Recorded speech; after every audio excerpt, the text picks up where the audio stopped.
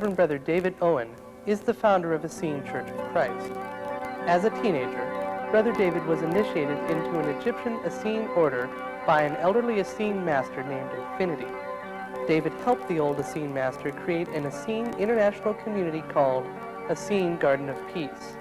There, David trained for 7 years under the guidance of Infinity in preparation for his life mission, the founding of Essene Church of Christ. The Essene Church uses ancient manuscripts which include the long-lost teachings of Jesus on vegetarianism and reincarnation. Brother David is currently planning congregations of Essene Church of Christ all over the world. The church operates many activities including a home study Essene ministerial training program, an Essene mystery school, and a yearly national Essene gathering. The church publishes many Essene books including the New Essene Testament and the Vegetarian Sayings of Jesus the Essene.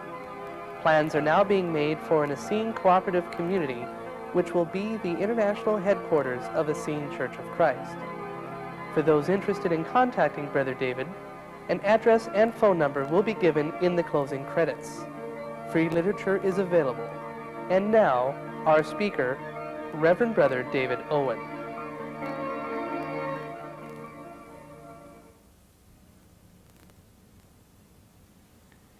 Shalom, peace be with you. The title of my talk tonight is Essene Spiritual Practices. Those of you who have been viewing this ongoing series of lectures on the Essene teachings are aware that we've been discussing Essene theology, Essene philosophy. We've been discussing what the Essenes believe about life, about God, about heaven and hell, reincarnation, and such things. But tonight we shift gears. Tonight we do something a little bit different. Rather than speak about what the Essenes believe about life, tonight we discuss what the Essenes actually do in life. Tonight we examine Essene spiritual practices. I'm going to begin by reintroducing a chart that we used in one of the previous lectures, but tonight we'll be doing something completely different with that chart. The chart is labeled Essene Yoga, and really all of the Essene spiritual practices come under this heading of Essene Yoga. And whenever I introduce the topic of yoga, I must first make clear that you understand what I mean when I use the term.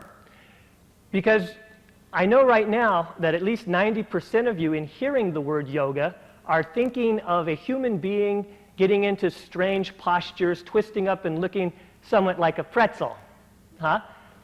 But when you think of that type of yoga that has to do with physical postures and exercise, you're really speaking of only one type of yoga, the yoga known as Hatha yoga, the yoga of physical postures. The overall definition of the word yoga, though, in Sanskrit, the language where that yoga tradition comes from, the word yoga means literally union. And it implies union with God, union with the ultimate. When you define yoga, you're not only talking about the goal, which is union with God, you're also talking about the means. And by means, we mean all of the things that a spiritual practitioner does in order to experience the goal of yoga, in order to achieve union with God.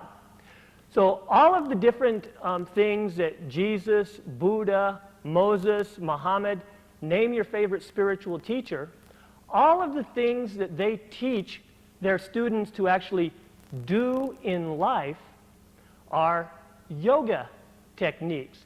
Techniques designed to bring the practitioner into the state of union with the universe, union with God. So this is the meaning of yoga, and really it is the meaning of religion. If you take the L-I-G portion of the word religion, this comes from the Latin root ligare, which means to reconnect. The word ligament, ligament comes from that same ligare root. And you know what a ligament does in the body is it holds together. It brings things into union. So religion means reunion of the soul with God. And this is yoga. So when we refer to Essene yoga, we are referring to the holistic yoga system taught by the great Essene master, Jesus Christ. And I have asserted previously, and will do again right now, that Jesus Christ was the greatest yoga master to ever walk the earth, because he taught not only one type of yoga, but he taught a holistic system utilizing all of what are called the 7 basic forms of yoga. And I'm going to introduce those 7 forms to you right now really briefly as a lead-in to our true topic for the night. On this chart, you'll notice a circle indicating wholeness or unity of all these different 7 limbs of yoga. You'll notice placed right in the center of that circle is bhakti. So I begin with bhakti. Bhakti yoga is the yoga of love and devotion. And Jesus makes very clear that his students are to practice all the other forms of yoga in the spirit, in the motivation of bhakti. In other words, if we leap up here to Jnana yoga, yes, it begins with a J, but it's actually pronounced more like a Y, Jnana yoga, and Jnana is where we get the English word knowledge. It literally means to know. So this is the yoga of knowledge. If you are practicing the yoga of knowledge in the motivational context of bhakti, which is the heart of Essene yoga, then your reason for acquiring knowledge would be in order to serve God and serve creation.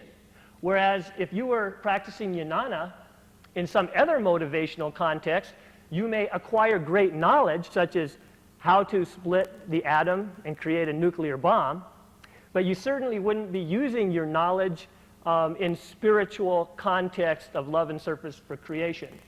So all of the 7 limbs of yoga must be practiced according to Jesus in the motivational context of bhakti, or love. We've discussed jnana, the yoga of knowledge. Moving down and quickly around the chart, hatha yoga is the yoga of the physical postures that you're familiar with. Laya yoga is the science of using the chakras to actually channel the chi energy, the pranayama, right up the spinal column to what is called the crown chakra. So I move up now, right up the spinal column on our chart, to Raja yoga. Raja yoga literally means the king or crown, and it's associated with the crown chakra. The way you practice Raja yoga, though, is by engaging in meditation, silent meditation. It's the coming into the actual experience of what's called I am consciousness, that within you which is a spark of God. So this is Raja yoga, and when people say they're taking a meditation class, whether they use the term Raja yoga or not, that's what they're practicing. Finishing up with our wheel of the yogas, we have karma yoga, which comes from the Sanskrit root kri, K-R-I, kri, which means to do. So karma yoga is the yoga of as ye sow, so shall ye reap, or cause and effect. So a karma yogi is one who is attempting to do good works, good deeds, have good behavior in life. An example of a great karma yogi, a Catholic nun, Mother Teresa. Great example of a karma yogi. And then finally, the last of our limbs of yoga, mantra yoga. Literally, mantra means the word, like with a capital W, the word. And it has to do with any form of prayer or invocation. Oftentimes it has to do with chanting names of God, and then that is termed japa mantra, if you're chanting the names of God. Any devotional singing, any using of any form of mantra you're practicing mantra yoga. Now, all of these things are wonderful to understand and philosophize about, and that's what we've been doing so far in this series of lectures. But what we want to look at now is how the Essenes take these practices and actually manifest them in their daily life. We have an actual way of seeing that we manifest these things in our daily life. And it all begins with something called the morning and evening communions with the Essene tree of life. The Essene tree of life is literally a symbol for the universe given to us by Jesus Christ in an ancient manuscript titled The Essene Gospel of Peace.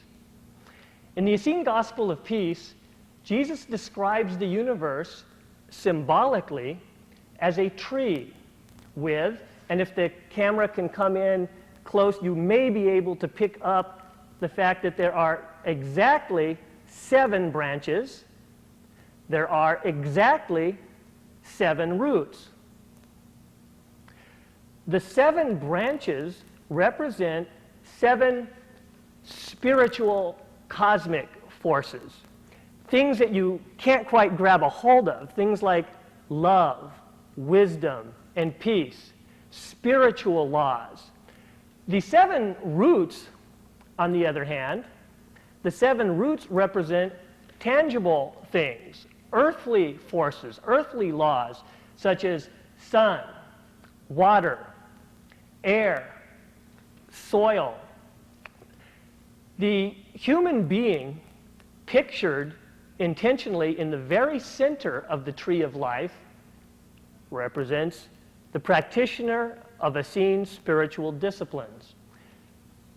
Be very difficult because it's shaded so dark for the camera to pick this up, but right in the center of this tree is a human being in the meditation posture, the lotus posture. And the teaching of Jesus is that to the degree that a human being or a practitioner of Essene spiritual disciplines, to the degree that the practitioner is in harmony with those 7 forces represented by the 7 branches and those 7 forces represented by the 7 roots, to the degree that we're in harmony with those 14 forces, we will experience, according to Jesus, the kingdom of heaven within as a state of consciousness, which is then later manifest in our outer world. So that goal of yoga that we discussed earlier of union with God is experienced to the degree that we are in harmony with the spiritual and physical laws of the universe represented by the branches and the roots. But in regard to how we actually work with the Essene tree of life, in the Essene Gospel of Peace, Jesus gives a form of mantra meditation called the communions with the Essene tree of life. Again, referring to the tree, there are 7 branches, 7 roots. Well, each one of the 7 branches corresponds with a specific evening of the week. There are 7 evenings, there are 7 branches. Each one of the 7 roots corresponds with a specific morning of the week. And although the text is too small for you to pick up on the television screen, there are specific words called communions or mantras that correspond with each one of the branches and each one of the roots. An example being Wednesday morning. Wednesday morning happens to be the communion with the angel or force of the sun. And the Essene practitioner gets up early in the morning and on Wednesday morning would do the mantra corresponding with the force of the sun, which is, Angel of sun, enter my solar center and give the fire of life to my whole body. The Essene will chant that and then go into a very deep meditation practice, communing with the actual force of the sun. And if we're able to, on Wednesday morning, we like to actually be out and greet the sun Here in Oregon, that's a little more difficult to do than in some places. We even like to, if possible, expose as much of our solar plexus, which is here, to the rays of the sun as we chant that mantra. Now, whereas Wednesday morning happens to be the communion with the angel of sun, Thursday morning is the communion with the angel of water. Friday morning is the angel of air. The mantra for angel of air happens to be, angel of air, enter my lungs and give the air of life to my whole body. And after we chant that for a while, we then begin to practice something called pranayama, which is a yogic breathing technique. There are a whole series of different breathing techniques that we go into there. Saturday morning, you have the bottom centermost taproot, which is the earthly mother herself, Mother Nature. And Sunday morning is angel of earth, dealing with soil. Monday morning, the angel of life. Tuesday morning, the angel of joy. Suffice it to say that also each of the 7 branches corresponds with a specific spiritual force. For instance, Wednesday evening being the angel of love, and the mantra that corresponds with the Wednesday evening communion is, angel of love, descend upon my feeling body and purify all my feelings. When you have resentment in life, when you feel anger, anytime your emotional balance is disturbed, if you were simply to learn and use that specific Wednesday night mantra, angel of love, descend upon my feeling body and purify all my feelings, and you would chant that when you were feeling emotionally off-center, you would experience a profound calming communion. And this is what these communions are actually for, to actually utilize in your daily life. Yes, they correspond to specific mornings and specific evenings of the week, but the idea is that by utilizing them regularly as a discipline on specific mornings and specific evenings, they become so embedded into our consciousness that throughout our daily walk, when things happen, we are able to call on those particular communions in the present moment. For instance, if I go walking outside on Thursday morning and I feel the rays of the sun, I might take off my shirt and commune with the angel of sun right then, although that specific communion relates to Wednesday morning. So we use all of the communions in our daily life, but we focus on them each according to one morning of the week and one evening of the week. This is an Essene form of mantra meditation.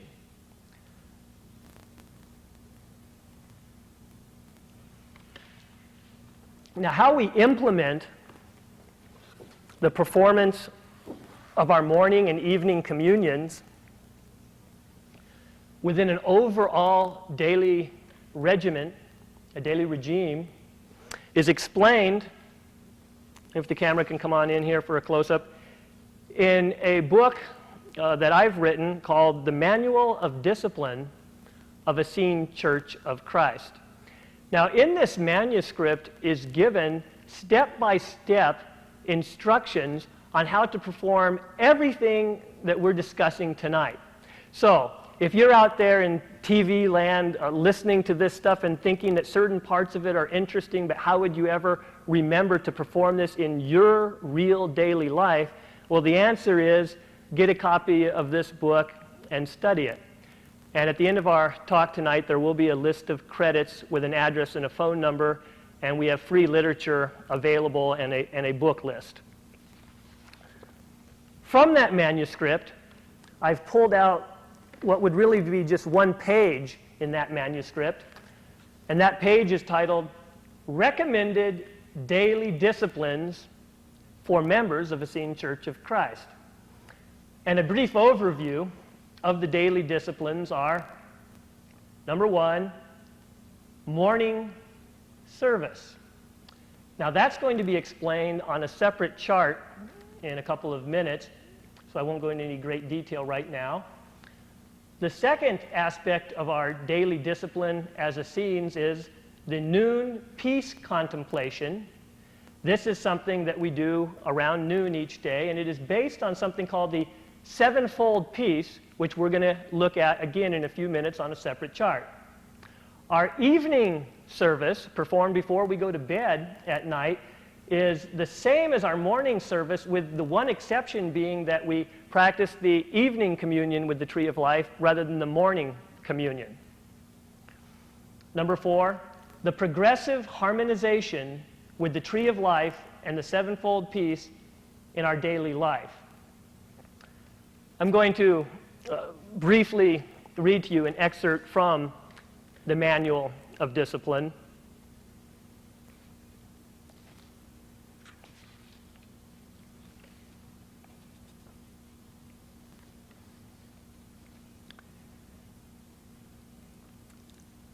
Our reason for ritualistically practicing the morning and evening communions and noon contemplations at exact times on specific days of the week is that it enables us to live their wisdom all the time. And then I give examples similar to the one that I gave you earlier, that by practicing the communion with the Angel of Sun on Wednesday morning, I'm aware of it all the time as I walk through the day. And that would be true for every one of those 14 forces on the Tree of Life. I continue reading. As long as we faithfully practice our communions and contemplations on the specific days and at the specific times, we will also increase our degree of harmony with each communion and contemplation in the perpetual here and now, which transcends yet includes any specific day of the week. So it's really important to understand as we progress in our discussion tonight that although we're presenting a ritual, a set of daily disciplines where you do certain things in the morning, certain things at noon, certain things before bed, the idea of all these rituals is to transcend ritual and to come into the profound experience of all of these living forces of the universe in your daily walk as you move through space and time. So, we use ritual in order to transcend the need for ritual. And continuing with the list of recommended daily spiritual practices, we have Hatha Yoga, which is linked with our morning and evening services. We advise people to begin the morning service and the evening service by actually practicing Hatha Yoga. I have published a small book on Hatha Yoga designed intentionally to fit in with this morning service. Next, number 6 in our daily disciplines, the daily walk. Now, that might sound rather humorous to actually have a daily discipline called the daily walk. But what we've found is that in our modern life, so many of us can get caught up in our workaday worlds. I mean, how many of you find yourself so wrapped up in your daily job and taking care of the children and just doing your daily chores that it's very difficult for you to just find time to actually be out in nature or to go for a walk or to practice your meditation? This is why we've created this list of disciplines that we actually implement in a disciplined fashion, including the daily walk. Now, it should be emphasized that this entire chart began with the word recommended. These are recommended daily disciplines. This means that although you're a member of our church, you aren't required to do these things on a daily basis. You are simply encouraged to try and do them on a daily basis, including the daily walk in nature if possible. 7, the daily salad. Now that'll really sound funny, especially to some of you steak eaters out there. But in the context of the Manual of Discipline, the book that I'm excerpting from, it makes sense.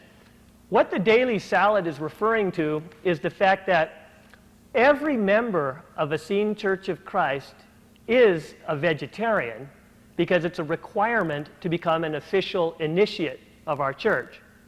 Anyone can come to our church meetings, anyone can begin studying our materials, whether they're vegetarian or not. But to become an actual baptized, initiated member of our Essene church, one must be a vegetarian. But the daily discipline of the daily salad refers to something else. It refers to taking your basic vegetarianism a step further. We advocate, as the ancient Essenes did, that people eat as much of their vegetarian food in the raw, uncooked, perfectly fresh and organic state. There's plenty of scientific evidence, and I go into that on another lecture, about the merits of eating uncooked vegetarian foods, fruits, vegetables. So the idea of the daily salad is that we encourage our members to try and have at least one of their meals each day be nothing but a big vegetable salad. Not a salad that's just like a side dish to some big cooked meal, but a meal that is simply one big vegetable salad.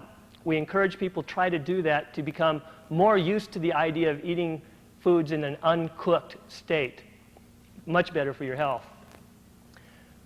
Number 8 in our list of daily disciplines, organic gardening. I'll simply say there that nothing could be more in harmony with the ancient Essene teachings than the practice of organic gardening, the ancient Essenes being the most famous organic gardeners to ever grace our planet. Number 9, gatekeeper practice. That's a type of a meditation, a walking meditation, something that you do during your daily life to become aware of your thoughts and how they affect your actions, and it will be explained a little bit later on another chart.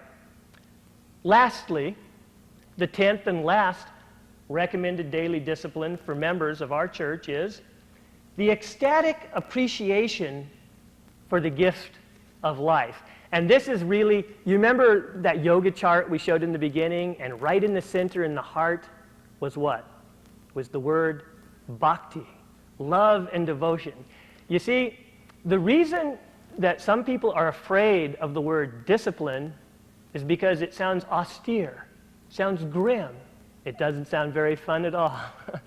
For me, my disciplines are a joy, and the reason is because we Essenes practice all of these things that we're discussing tonight in the motivational context of love for God. It's a joyful experience, and in regard to appreciation for the gift of life, consider the fact that you did nothing to cause your own coming into existence. That is simply a gift of the universe, a gift of God, the fact that you be. So no matter how things are going in your life, you know, if you're having trouble paying the rent, if your car is broke down, no matter what worldly difficulties you're having, if you would simply sit down and give appreciation to God for the gift of your existence as a unit of being, you can come into a more joyful attitude, kind of a playful way of going through your disciplines in life. We move now to another chart. On that list of 10 recommended daily disciplines, you'll recall that number 1 was titled the morning service. The morning service we're going to discuss in more detail now. The morning service is what I do. It's what members of the Essene Church do when we first wake up in the morning. Besides maybe running to the bathroom. Other than a quick trip to the bathroom, this is what we do upon waking, before breakfast, on an empty stomach. The morning service breaks down as follows. When and where? Well, when is when we first wake up, and where we advocate that our members create a special spot in their home, a sacred spot that we call the home altar. And there, it would be a place where you would have maybe a table or a shelf in which you would place items of spiritual significance to you. Maybe a picture of Jesus, maybe some little statuettes of St. Francis or other saints, perhaps some incense, perhaps some candles, perhaps some Essene scriptures or other spiritual text. Certainly, for Essenes, it would include a drawing or an illustration of the Essene tree of life, like the one you saw earlier in our discussion. So when we get up in the morning, we go to this special place and we begin our morning service by doing something called the prologue to the communions, which is given to us by Jesus, and it's a manifestation again of bhakti yoga, and it is, the spark of God that I am honors the spark of God that you are. This is if you're performing the morning service with another member of your family. It's great if you've got a spouse or a friend or a child or someone that wants to do this with you. But if not, you would go right into the prologue to the communions, which is as follows. I enter the eternal and infinite garden with reverence to the Heavenly Father, with reverence to the earthly mother, with reverence to the Essene Master Jesus, with reverence to all great masters, with reverence to the holy, pure, and saving teachings, with reverence to the Essene Church and all circles of light. Om, peace, amen. Then the Essene engages in the specific communion for that morning. You remember there were 7 roots on the Essene tree of life, so depending on what day of the week it is, there would be a particular communion. Saturday morning is the communion with the earthly mother, and it is, the earthly mother and I are one. She gives the food of life to my whole body. And then we then contemplate the great gifts of nature, the beautiful fruits and vegetables given to us by the earthly mother to nourish our physical bodies. And we contemplate that for a while after chanting the communion. Looking at the chart,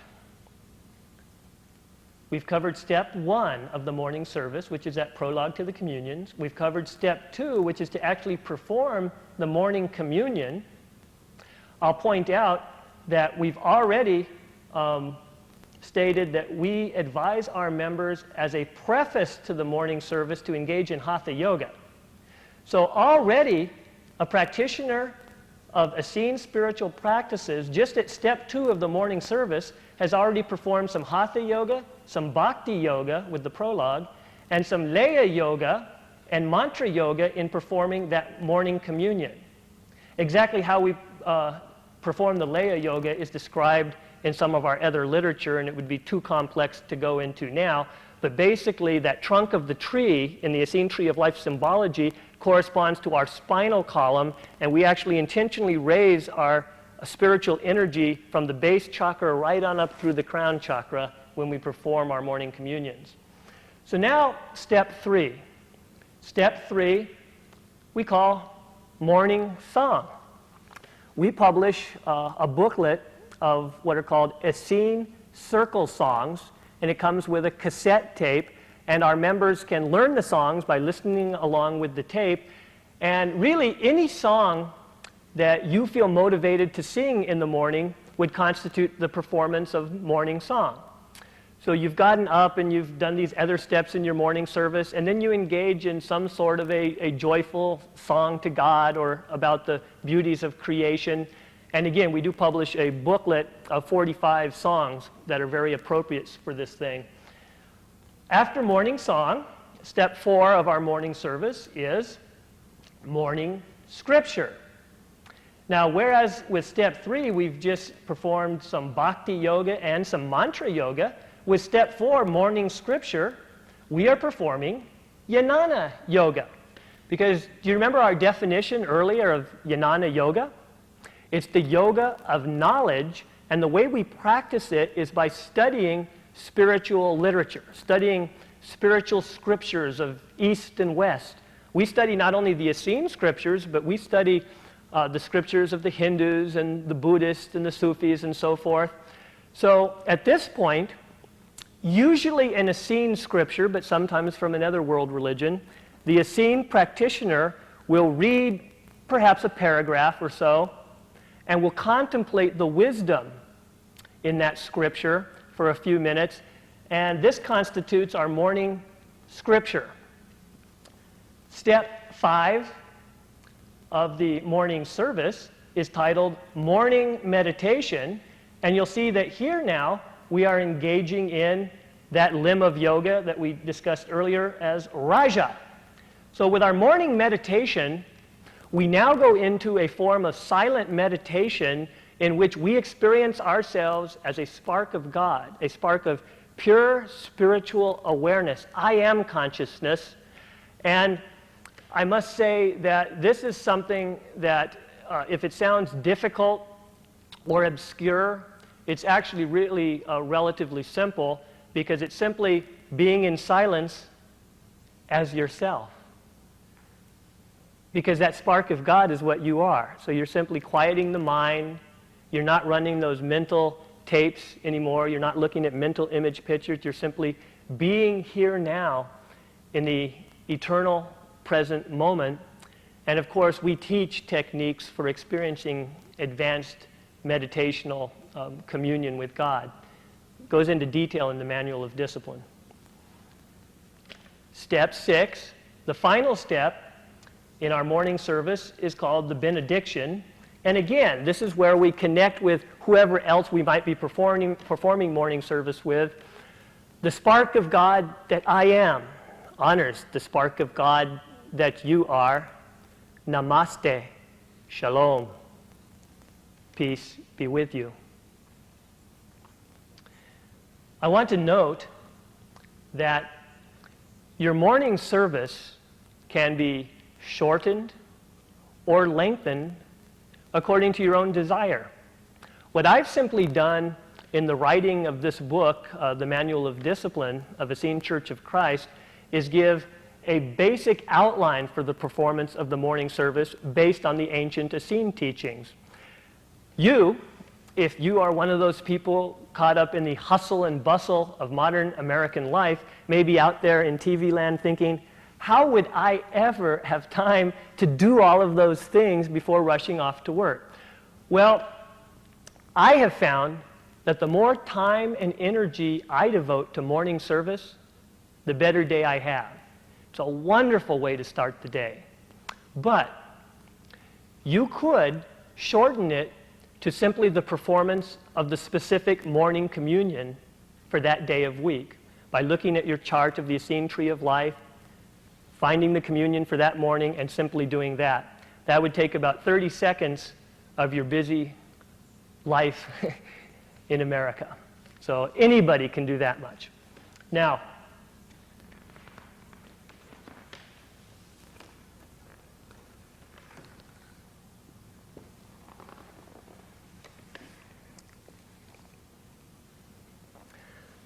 the last chart that I'll be sharing with you tonight is titled The Sevenfold Peace.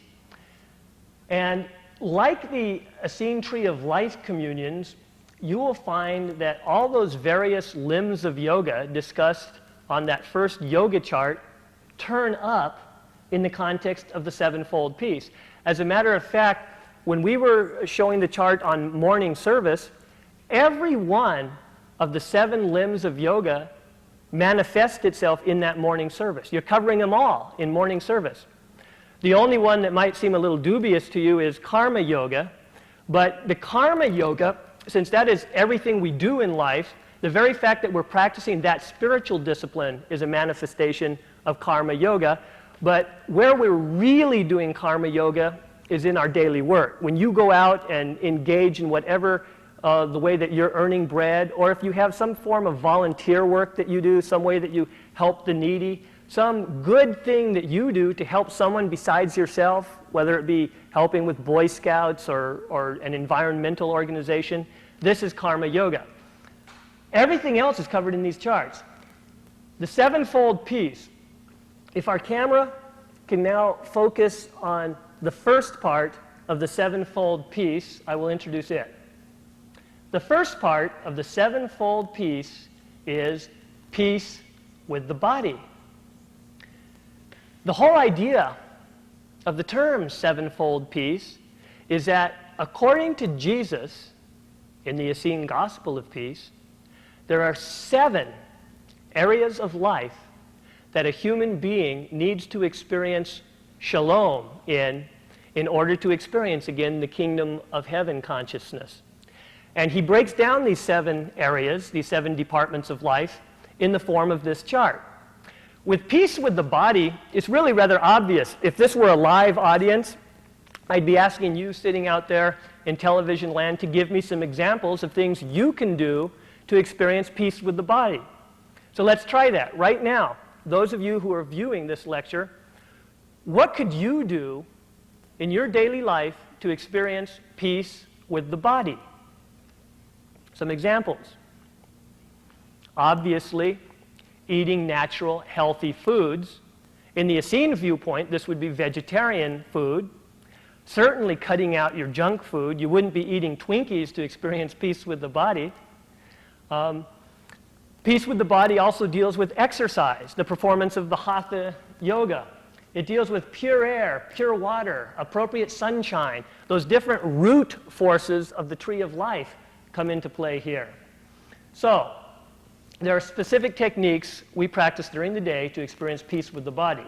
The second part of the Sevenfold Peace is peace with the mind. Let me ask you again.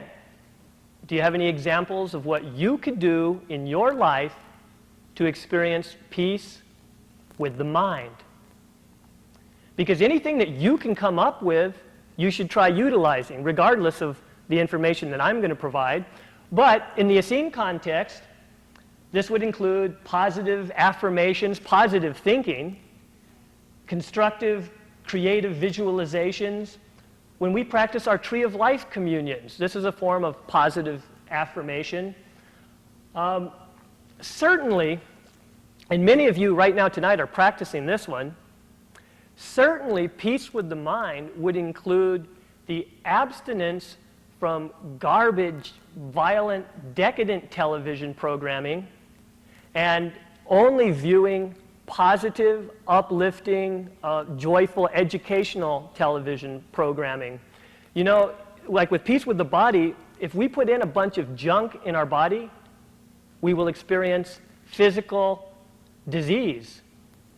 Likewise with the mind, if we put in a bunch of junk, even in the form of junky television programming, we will be experiencing a form of nutrition, of mental dis-ease.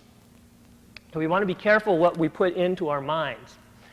Briefly, I'm going to introduce you to that topic that we mentioned earlier on another chart called gatekeeper practice. To fully explain gatekeeper practice would take an entire lecture. I'm simply going to introduce you to the basic format. Gatekeeper practice is the intentional practice of being the watcher, capital W, the watcher behind the thoughts, while performing the job of gatekeeper at the entrance to the holy temple of the mind. This is something that we advocate that our members try doing for at least 1 hour per day, each day, and you want to work into it being just your typical way of existing in life. It should become a natural thing. The basic format is that imagine yourself to be the gatekeeper of a holy temple. That holy temple is your mind. And as you stand at the entrance of your mind, different guests, and those guests are thoughts, different guests attempt to come in and find residence in your holy temple, in your kingdom of heaven of your mind. Your responsibility during gatekeeper practice is to be a good gatekeeper. You would look at each guest that wants entrance into your mind, each thought, and you would examine it and ask yourself, is this a guest that deserves entrance into the holy temple, into my mind?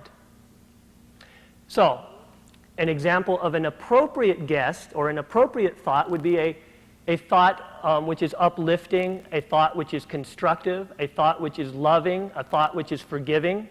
These are appropriate thought guests for the holy temple of the mind. But if there is a thought seeking residence in your mental temple, which is an envy thought, which is a thought of vengeance, which is a thought of how to do something to harm some other person or entity in order to gain advantage as an ego entity for yourself, all these thoughts are denied entrance to your kingdom of heaven within, your temple. Again, to really fully understand the practice called gatekeeper practice, one would have to study it for a length of time, and I invite you to do that by picking up a copy of the Manual of Discipline of Essene Church of Christ. I've given you just a basic introduction, but before leaving the chart, I do want to say, here's something you can try. By watching your thoughts, you will notice something. You will notice that the watcher, that which is watching the thoughts, is you. So you will notice that you are behind the thoughts. You are not the thoughts. The next thing you'll notice is that you are watching your thoughts, and thus an obvious question presents itself. Who is watching? And as you contemplate that question, the answer will come forth. The answer is, I am. And when you experience yourself as I am, you've just experienced yourself as spirit. Because that's who's driving this body. That's who's using the brain as a computer, the body is a motor vehicle, and you, the watcher behind the thoughts, are a spark of God housed in a physical body-mind complex.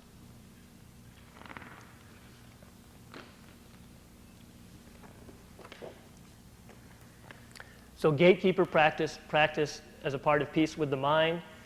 Number 3 on the chart of Sevenfold Peace, peace with the family, conscious emotional equanimity, wisely channeling our emotions, the practice of that Essene tree of life, communion with the angel of love, wise interaction with all the family members.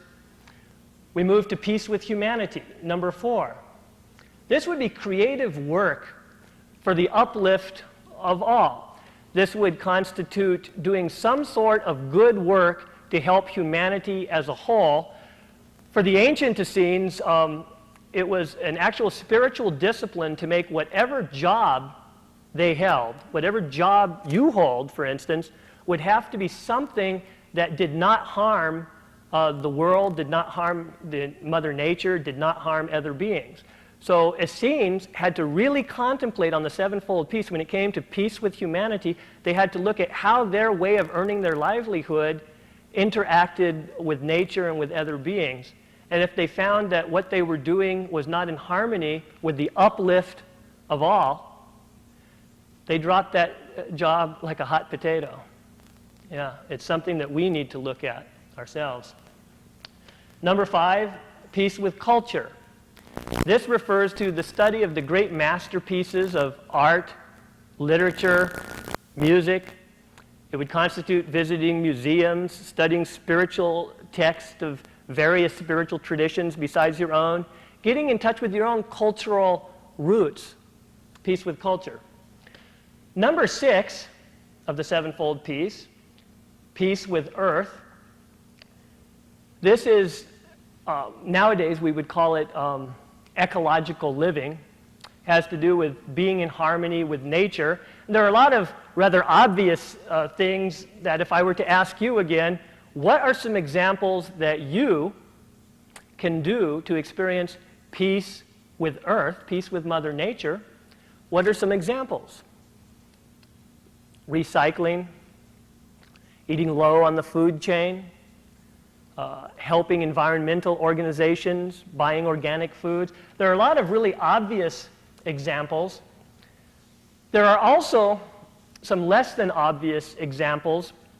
And one of the things that we in the modern Essene Church have been studying of late, which at first is going to sound a bit strange to some of you, is the industrial use of hemp, H-E-M-P, for coming into harmony with the laws of nature. As you know, there's a lot of environmental destruction going on these days, and it is incumbent upon us to find alternatives to cutting down the trees and destroying nature. And one of the things that we in the modern Essene movement have begun to do is to utilize hemp.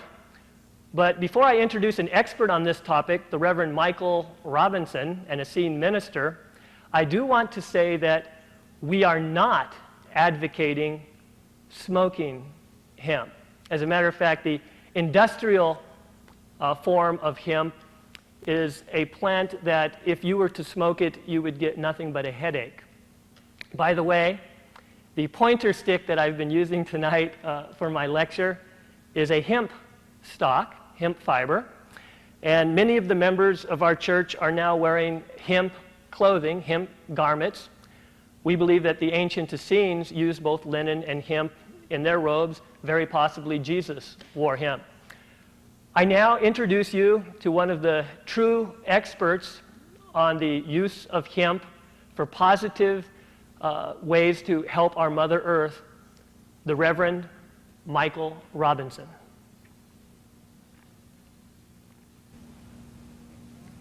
Greetings. I'd like to take a few moments to speak to you about hemp, a persecuted and misunderstood plant of incredible potential. Imagine, if you will, the father of creation and the mother of all life coming together to create a plant that could be used for food, for oil, for plastics, to make clothing, building materials, paper, medicine, and fuel. Imagine the possibilities. In 1937, that plant, hemp, was made illegal by the U.S. government, manipulated by private industry. The purpose of this was to open up their reserves of cheap timber and to effectively destroy competition to the petrochemical industry. Now, first off, I would like to preface this, as Brother David had already mentioned, by saying the strains and varieties we are speaking about tonight have absolutely no recreational value. And as food, the hemp seed is second only to the soy for protein and versatility. It can be made into a cheese-type substance, a milk-type substance, into a tofu or food substance high in protein, and a variety of other kinds, such as ice cream.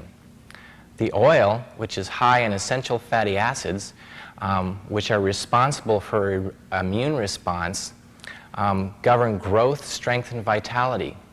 This oil can be used to make varnishes and paints, and also fuel oils and lubrications for engines.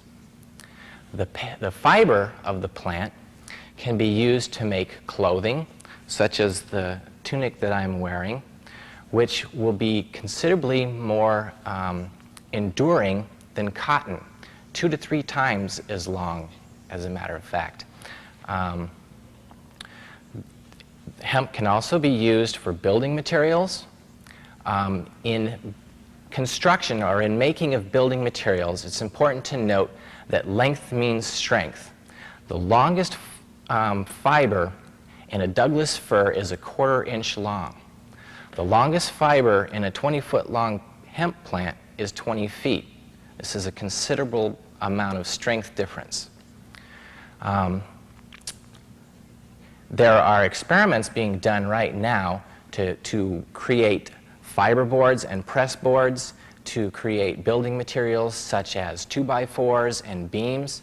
All of these things can be made out of hemp and can be created stronger and better than wood products. Along with the building materials is also the potential for paper.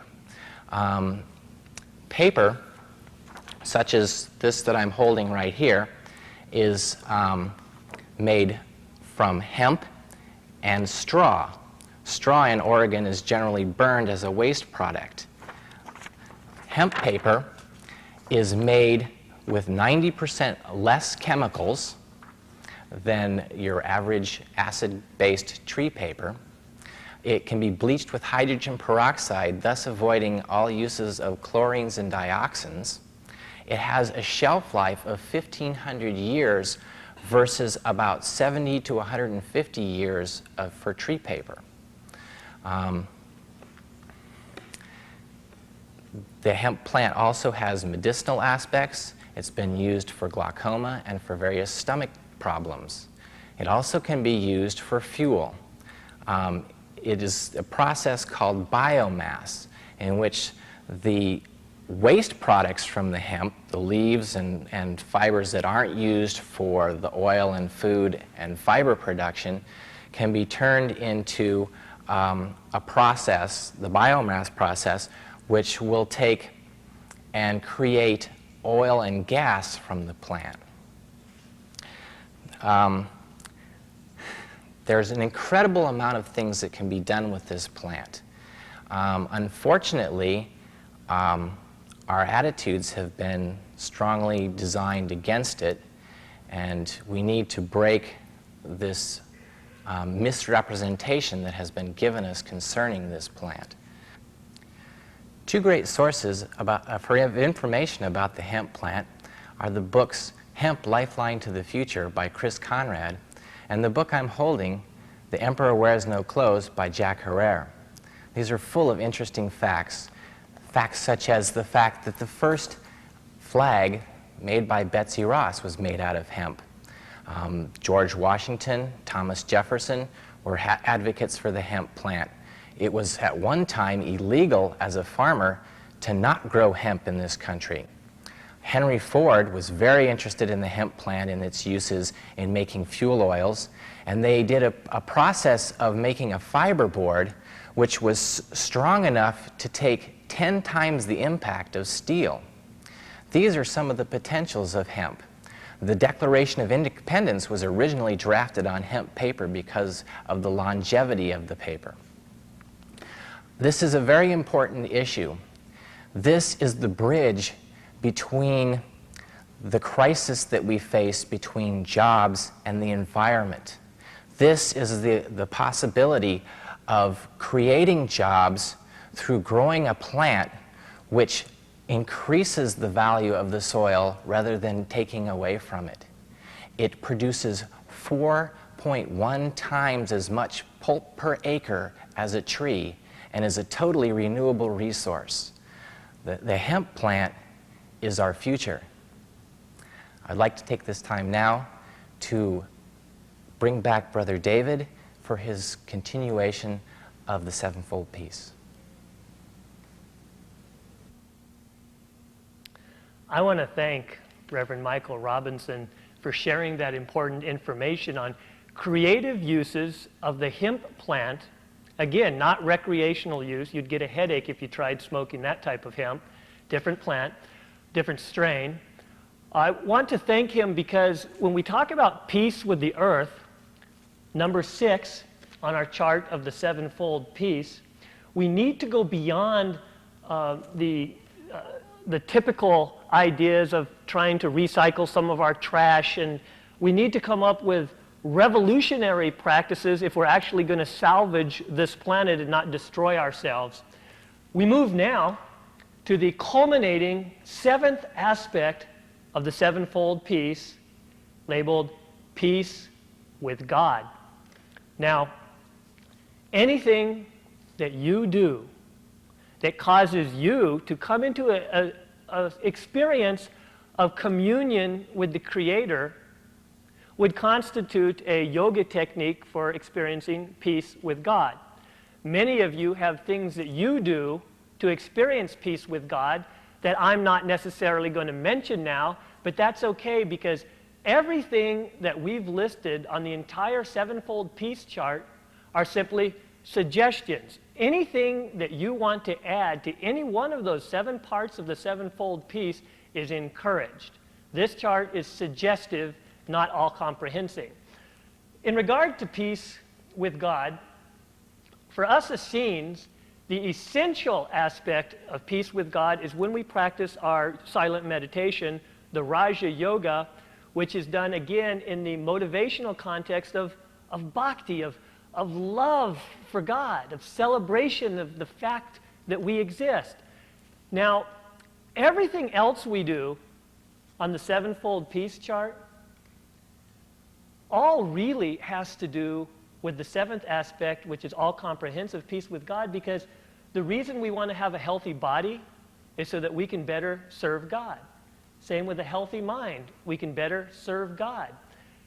One of the things that I purposely didn't mention when we were discussing peace with humanity, because I wanted to bring it out on peace with God to show you how all of these things are interrelated and linked to form one whole, is actually a chart which, though I've labeled it Peace with Humanity, when you're reading the ancient Essene Gospel of Peace, it gives information on this peace with humanity, not only on that fourth aspect of the Sevenfold Peace, but actually on the seventh aspect, peace with God, when Jesus is describing how he advocates we experience peace with God, he gives a lot of information on this peace with humanity. It seems to be that Jesus is suggesting that to the degree that we can find peace amongst our relations on this planet, to the degree that Muslims can find peace with Buddhists, to the degree that communists can find peace with capitalists, to the degree that I can find peace with you, to that degree we are going to experience even peace with God, peace with the ultimate. Here's an example of how this is true and what the ancient Essenes did. The ancient Essenes experienced peace with humanity as a part of the comprehensive peace with God by doing something that's going to sound to the modern ear a bit radical. Number one, separating from the chaotic conditions of the mass of mankind who refuse to obey natural and cosmic law. The Essenes practiced something called Essene communalism, where the Essenes actually separated themselves from the decadent city life, went out into the countryside, and created what nowadays would be called a communal village. As a matter of fact, the town that you've heard of in the Sunday school stories, Nazareth, and you've heard that Jesus was born in, or not born in, but at least raised in Nazareth. Nazareth was actually not a regular town. It was an Essene communal village. Another word for Essenes, the Essenes who married, is Nazarenes. The Nazarenes come out of Nazareth, the Essene commune, up by Mount Carmel. Now, secondly, after separating themselves from the mass of society and going out into the country and forming these communal villages, the Essenes demonstrated a practical social system based on natural and cosmic law. In other words, when the Essenes went out into nature and wanted to live in harmony with God during this life on earth, they became a living cell of nonviolent social transformation. We're talking communalism, sounds similar to the word communism. But we can differentiate Essene communalism from Marxist communism by saying that whereas a Marxist communist will attempt to achieve their end, a utopian society, by the use of violence, force, coercion, slavery, and destruction, the Essenes created communal situations that were, one, entirely voluntary. No one was ever forced to go live in an Essene commune. Number two, were always based on pacifism. The Essenes were so nonviolent that they actually had a rule in their manual of discipline that no Essene was allowed to own or even touch a weapon. Pure pacifism. The Essenes believed that the end and means are intimately related. So if the Essenes wanted the world to be nonviolent and peaceful, they felt that they themselves had to create an example on the small scale of the nonviolent, peaceful world that they desired for the whole planet. So this is what they did when they went out and formed these Essene communes. They tried to become a small living cell of nonviolent social transformation, believing that the end being peaceful, the means had to be peaceful to get there. Thirdly, communicating these ideas, the ideas of harmony with universal laws, to the outside world through teaching, healing, and helping others according to their needs. This is very important because what I've described so far is that the ancient Essenes separated themselves from the worldly cities and created nature communes. But that might lead you to believe that the Essenes turned their backs on the rest of humanity. Not the case. The Essenes, demonstrating an example of how to live together in peaceful harmony, then sent out teachers, Jesus, John the Baptist, the great apostles of Jesus were all Essenes. They went out into the worldly cities and taught the teachings of nonviolence. Now, it's got to be stated that when you're going to go into the world with these teachings, a lot of times the teachings seem so radical that they aren't accepted by the masses, and this is why the ancient Essenes stated that you had to help people according to their needs. According to their needs. This is why Jesus and the other Essene masters do so much healing when they go into the inner cities. Fourth, the Essenes then attempted to attract to their communities other individuals who were sufficiently evolved enough to be willing to cooperate with universal law. Edmund Zeke, a writer about the Essenes, writes in a book called From Enoch to the Dead Sea Scrolls, the solution which the Essenes offered for economic and social harmony can be applied in every age, the present as well as the past. And so I hereby announce that we modern Essenes are actually engaged in the process of creating a new network of Essene communal villages. I'm creating one called Essene Garden of Peace, and I'm helping others create similar Essene communal villages where we can practice the Essene teachings and yet not turn our back on the world. Through media such as this video, through books and tapes, we will take the teachings into the world for our brothers and sisters. Now, to culminate and move into my conclusion, I need to say that since we are emphasizing today what the Essenes actually do and not just theory, that there is a specific, what is called a noon peace contemplation for every day of the week. In the same way that with the Tree of Life there's a morning communion, and for the evening there's an evening communion. Well, in midday, at noon, there's a specific peace mantra which is chanted by the Essene practitioner. Friday is peace with the body, and there's a specific mantra. Thursday, it's peace with the mind, a specific mantra. Wednesday, peace with the family. Tuesday, peace with humanity. Monday, peace with culture. Sunday, peace with earth. Each of these with a specific mantra which is chanted at noon. And lastly, peace with God. That mantra is chanted Saturday at noon. And through being in peace with other humans, through being at peace with the great writings and masterpieces of universal culture, being at peace with our family, our mind, our body, and as Reverend Michael Robinson helped us understand, being at peace with earth, only then can we really experience that profound, all-comprehensive peace with God. We've only scratched the surface, but I've got to conclude, so I'll conclude with an invitation. I hereby invite you, if you're at all interested, to write to us or call. At the end of this talk, there will be a listing of credits which will include my own phone number and a mailing address.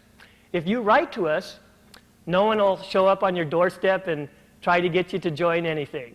All we'll do is we'll send you some free literature and a free catalog which lists the different books and tapes that we have available. Reverend Michael Robinson has provided us with materials on the industrial use of hemp for creating harmony with Mother Nature. If you were interested in that aspect of this lecture, you can write and request further information on that. With that, I conclude with the ancient Essene benediction. Brothers and sisters, the spark of God that I am honors the spark of God that you are. Namaste. Shalom. Peace be with you.